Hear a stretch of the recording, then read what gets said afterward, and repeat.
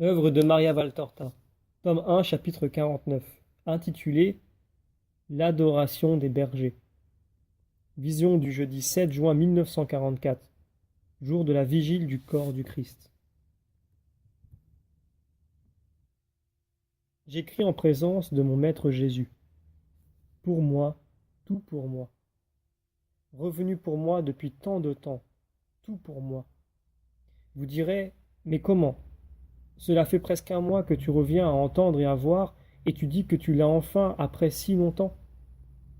Je réponds encore une fois ce que, de vive voix et par écrit, j'ai dit plusieurs fois. C'est autre chose que de voir et autre chose que d'entendre, et surtout autre chose de voir et entendre pour les autres, ou de voir et entendre tout pour moi, exclusivement pour moi. Dans le premier cas, je suis une spectatrice, une répétitrice de ce que je vois et entends. Mais si cela me donne la joie, car ce sont toujours des choses qui vous causent une grande joie, il est vrai aussi que c'est une joie qui est extérieure. Les mots disent mal ce que je ressens si bien, mais je ne sais mieux m'exprimer. En somme, je veux dire que ma joie ressemble à celle de quelqu'un qui lit un beau livre ou voit une belle scène. Il en est encore ému, la goûte, en admire l'harmonie. Il pense, quelle belle chose ce serait d'être à la place de cette personne. Tandis que dans le second cas, quand l'audition et la vision est pour moi, alors cette personne, c'est moi. Elle est pour moi la parole que j'entends, pour moi la figure que je vois. C'est moi et lui, moi et Marie, moi et Jean. Vivant, vrai, réel, tout proche. Non pas en face de moi comme si je voyais passer un film, mais à côté de mon lit, se déplaçant dans la chambre ou s'appuyant au meuble, ou assis, ou debout comme des personnes vivantes. Mes hôtes, ce qui est bien différent d'une vision pour tout le monde. En somme, tout cela est pour moi. Et aujourd'hui même, hier, depuis l'après-midi, Jésus est ici avec son vêtement ordinaire de laine blanche, d'un blanc qui tire sur l'ivoire, si différent par sa pesanteur et sa teinte du vêtement éclatant qui semble d'un lin immatériel, si blanc qu'on dirait qu'il est fait de fils de lumière qui le couvrent dans le ciel. Il est ici avec ses mains belles et longues et effilées, d'un blanc de vieil ivoire, avec son beau visage allongé et pâle, où resplendissent ses yeux dominateurs et doux de saphir sombre, entre les cils épais, d'un châtain étincelant de blond roux. Il est ici avec ses beaux cheveux longs, blonds et souples, d'un blond roux plus vif dans les parties éclairées et plus sombre dans le fond des plis. Il est ici, il est ici. Il me sourit et me regarde écrire de lui, comme il faisait à Viareggio, et comme il ne faisait plus depuis la Semaine Sainte, me donnant toute cette désolation qui devenait fièvre et presque désespérance, quand, à la douleur qui me venait d'être privé de lui, s'ajoutait encore celle d'être privé de vivre là, au moins où je l'avais vu, et pouvais dire, là il s'est appuyé, là il s'est assis, là il s'est penché pour mettre sa main sur ma tête, et là où étaient morts les miens. Oh, qui ne l'a pas éprouvé ne peut comprendre. Non, il n'y a pas de raison de prétendre de jouir de toutes ces faveurs. Nous savons bien que ce sont des grâces gratuites que nous ne méritons pas, et nous ne pouvons prétendre qu'elles durent quand elles nous sont accordées. Nous le savons bien. En plus, elles nous sont données. Et plus nous nous anéantissons dans l'humilité en reconnaissant notre répugnante misère en face de l'infinie beauté et de la divine richesse qui se donne à nous. Mais que dites-vous, Père? Un fils ne désire-t-il pas voir son père et sa mère? Une femme voir son mari? Et quand la mort ou une longue absence les prive de leur vue, ne trouvent-ils pas un réconfort dans le fait de vivre là où ils ont vécu? S'ils doivent quitter ce lieu, ne souffrent-ils pas doublement parce qu'ils ont perdu aussi le lieu où l'absent partagea leur amour? Peut-on leur reprocher de souffrir de cette douleur? Non. Et pour moi, Jésus n'est-il pas mon père et mon époux? Plus cher, beaucoup plus cher qu'un père ou un époux? Et qu'il me soit tel, jugé d'après la façon dont j'ai supporté la mort de ma mère. J'ai souffert, savez-vous? Je pleure encore car je l'aimais malgré son caractère. Mais vous avez vu comment j'ai franchi cette passe. Jésus était là, et il m'était plus cher que maman. Dois-je le dire? J'ai souffert et je souffre davantage maintenant de la mort de maman qui remonte à 8 mois que je n'ai souffert alors. C'est que dans ces 2 derniers mois, j'étais sans Jésus pour moi et sans Marie pour moi, et même maintenant. Il suffit qu'il me laisse un moment pour que je ressente plus que jamais ma désolation d'orpheline malade et je sois replongé dans l'humaine et amère douleur de ces jours inhumains. J'écris sous les yeux de Jésus et donc je n'exagère pas et je ne déforme rien.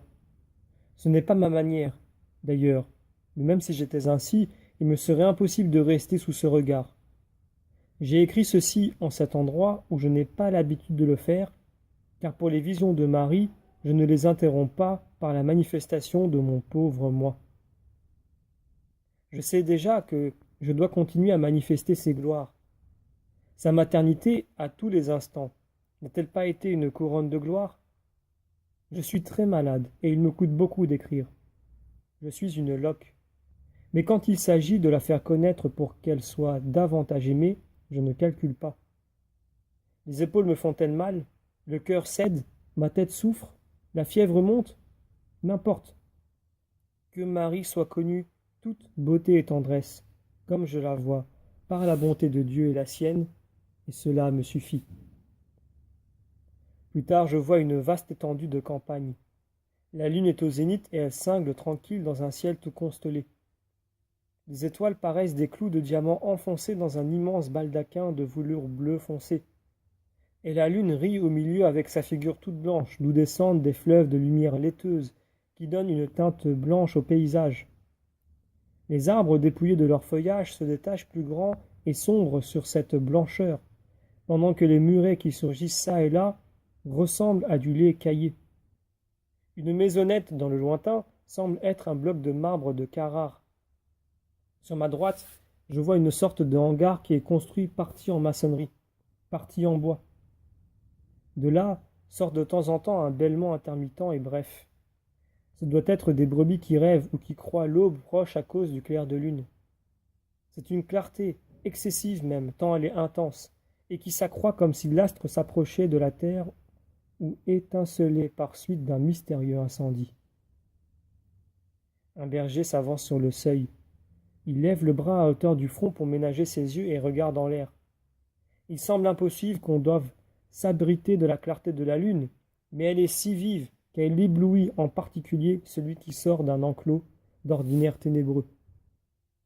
Tout est calme, mais cette clarté est étonnante. Le berger appelle ses compagnons. Ils vont tous à la porte. Un tas d'hommes hirsutes de tous âges. Il y a des adolescents et d'autres qui déjà blanchissent.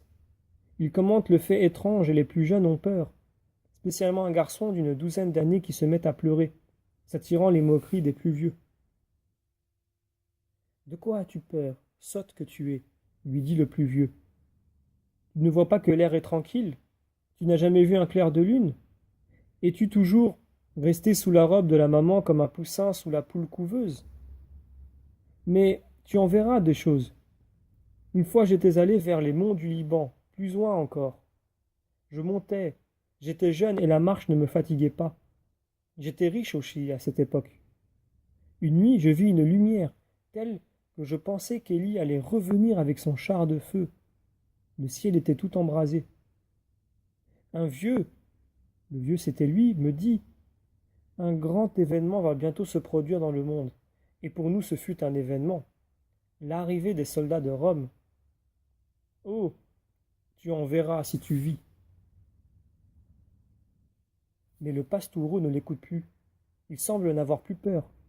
En effet, il quitte le seuil et s'esquive de derrière les épaules d'un berger musclé, derrière lequel il s'était réfugié, et sort dans le parc qui se trouve devant le hangar. Il regarde en l'air et marche comme un somnambule, ou comme il s'était hypnotisé par quelque chose qui le captive totalement. À un moment, il crie « Oh !» et reste comme pétrifié, les bras légèrement ouverts. Les autres se regardent étonnés. « Mais qu'a donc ce sotte ?» dit quelqu'un. « Demain, je le ramène à sa mère. Je ne veux pas d'un fou pour garder les brebis, dit un autre. Et le vieux qui a parlé précédemment dit alors « Allons voir avant de juger. Appelez aussi les autres qui dorment et prenez des bâtons. Il y a peut-être une mauvaise bête ou des malandrins. » Il rentre Ils appellent les autres bergers et sortent avec des torches et des matraques. Ils rejoignent l'enfant. Là, là, murmure-t-il en souriant. Au-dessus de l'arbre, regardez cette lumière qui arrive. On dirait qu'elle s'avance sur un rayon de lune. La voilà qui approche. Comme elle est belle. Mais je ne vois qu'une clarté un peu vive. Moi aussi, disent les autres. Non, je vois quelque chose qui ressemble à un corps, dit un autre, en qui je reconnais le berger qui a donné le lait à Marie. C'est un... c'est un ange, crie l'enfant. Le voilà qui descend et s'approche, par terre, à genoux, devant l'ange de Dieu. Un haut prolongé et respectueux s'élève du groupe des bergers qui tombent, le visage contre terre, et paraissent d'autant plus frappés par l'apparition qu'ils sont plus âgés. Les plus jeunes sont à genoux et regardent l'ange qui s'approche toujours plus, et s'arrête en l'air, déployant ses grandes ailes, blancheur de perles, dans la blancheur lunaire qui l'enveloppe au-dessus du mur d'enceinte. Ne craignez pas, je ne vous porte pas malheur.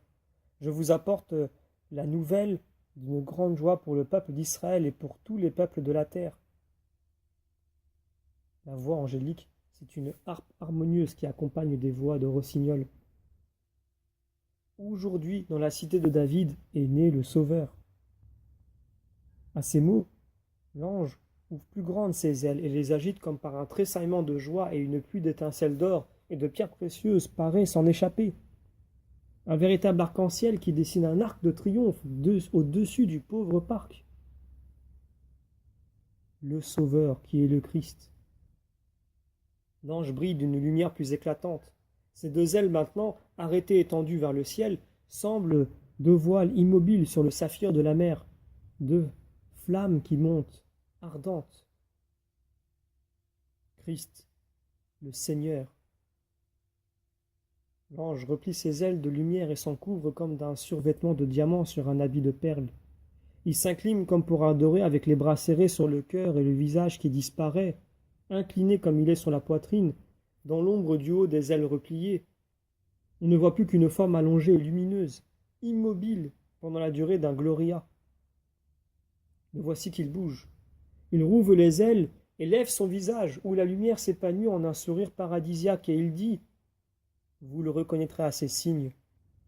Dans une pauvre étable derrière Bethléem, vous trouverez un bébé enveloppé dans des langes couché dans un mangeoire d'animaux, parce que pour le Messie, il n'y a pas eu de toit dans la cité de David. » En disant cela, l'ange devient grave, même triste. Mais des cieux arrive une foule. Oh, quelle foule! Une foule d'anges qui lui ressemblent. Une échelle d'anges qui descendent dans l'allégresse, éclipsent la lune par leur lumière paradisiaque. Ils se rassemblent autour de l'ange annonciateur, en agitant leurs ailes, en répandant des parfums, en une harmonie musicale où toutes les voix les plus belles de la création se retrouvent, mais portées à la perfection de leur sonorité. Si la peinture est l'effort de la matière pour devenir lumière, ici la mélodie est l'effort de la musique pour exprimer aux hommes la beauté de Dieu. Et entendre cette mélodie, c'est connaître le paradis où tout est harmonie de l'amour qui, de Dieu, se donne, se répandant pour réjouir les bienheureux et retourner de ceux-ci à Dieu et lui dire « Nous t'aimons ». Le gloria angélique se répand en ondes de plus en plus étendues sur la campagne tranquille, ainsi que la lumière. Les oiseaux unissent leurs chants pour saluer cette lumière précoce, et les brebis leurs bêlements pour ce soleil anticipé, comme si les animaux qui saluaient leur Créateur, venus au milieu d'eux pour les aimer comme hommes, et en plus comme Dieu. Le chant décroît, et la lumière aussi pendant que les anges remontent aux cieux. Les bergers reviennent à eux-mêmes. As-tu entendu? Allons-nous voir. Et les animaux? Oh, il ne leur arrivera rien. Allons pour obéir à la parole de Dieu. Mais où aller? N'a-t-il pas dit qu'il était né aujourd'hui et qu'il n'avait pas trouvé de logement à Bethléem? Et le berger qui a donné le lait, c'est lui qui parle maintenant. Venez, je sais, j'ai vu la femme et elle m'a fait de la peine. Je lui ai indiqué un endroit pour elle parce que je pensais bien qu'elle ne trouverait pas de logement. Et à l'homme, je lui ai donné du lait pour elle. Elle est si jeune et si belle. Elle doit être bonne comme l'ange qui nous a parlé. Venez, venez, allons prendre du lait. des fromages, des agneaux et des peaux tannées de brebis. Ils doivent être très pauvres, et qui sait quel froid pour celui que je n'ose nommer. Et penser que j'ai parlé à la mère comme à une pauvre épouse. Ils vont au hangar et en sortent, peu après, portant des récipients de lait, des fromages ronds enveloppés dans des filets de sparterie, des paniers avec un agneau bêlant, des peaux de brebis apprêtées. Moi, je porte une brebis qui a eu un agneau il y a un mois. Son lait est excellent. Il pourra leur être utile si la femme en manque. Il me semblait une bambine, et si pâle. Un teint de jasmin au clair de lune, dit le berger du lait. Et il les conduit. Ils s'en vont, éclairés par la lune et des torches, après avoir fermé le hangar et l'enceinte. Ils vont par les sentiers champêtres, à travers des haies de ronces dépouillées par l'hiver. Ils font le tour de Bethléem, et arrivent à l'étable, non par le chemin qu'avait suivi Marie, mais au sens contraire. Ainsi, ils ne passent pas devant la grotte, mieux aménagée, mais trouvent immédiatement le refuge qu'ils cherchent. Ils s'approchent. Entre. Moi, je n'ose pas. Entre, toi. Non. Regarde au moins. Toi, Lévi qui a vu l'ange le premier, cela veut dire que tu es plus bon que nous. Regarde. Vraiment, il l'avait d'abord traité de fou. Mais maintenant, il leur est utile que le gamin ose ce que eux n'osent pas. L'enfant hésite, mais se décide ensuite. Il s'approche du refuge, écarte un peu le manteau, et s'arrête en extase. Que vois-tu? Lui demande-t-il anxieux à voix basse. Je vois une femme toute jeune et belle, et un homme penché sur une mangeoire, et j'entends un bébé qui pleure, et la femme lui dit d'une voix. Oh, quelle voix! Que dit-elle? Elle dit Jésus, mon tout petit. Jésus, amour de ta maman. Ne pleure pas, mon petit enfant. Elle dit, oh, si je pouvais te dire, prends le lait, mon tout petit, mais je ne l'ai pas encore. Elle dit, tu as si froid, mon amour, le foin te pique. Quelle douleur pour ta maman de t'entendre pleurer ainsi, sans pouvoir te soulager. Elle dit, dors, ma petite âme. Mon cœur se fend de t'entendre et de voir tes larmes. Elle l'embrasse et réchauffe ses petits pieds avec ses mains. Elle est penchée, abaissant ses mains sur la mangeoire. Appelle, montre que tu es là. Moi non, vous plutôt, qui nous avez conduits, la connaissez. Le berger ouvre la bouche et se borne à un soupir bruyant. Joseph se retourne et vient à la porte. Qui êtes-vous? Des bergers.